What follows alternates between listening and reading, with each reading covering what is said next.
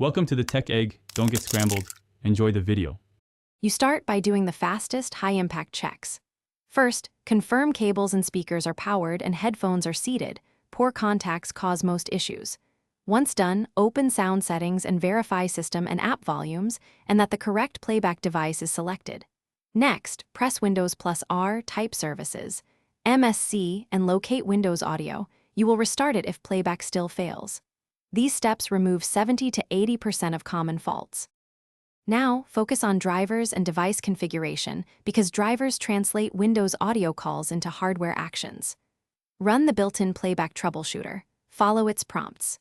If unresolved, open Device Manager, expand sound, video, and game controllers, right-click your device and choose Update Driver or Roll Back Driver if the problem started after an update. Make sure to disable audio enhancements and switch the default device to rule out driver versus device conflicts.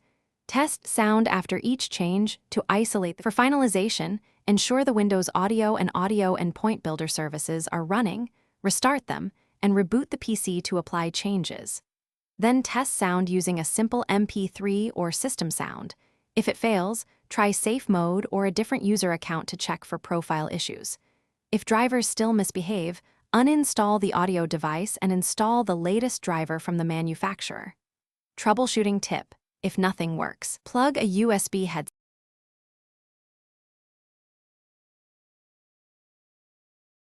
Thanks for watching. Consider subscribing if I helped unscramble your problems.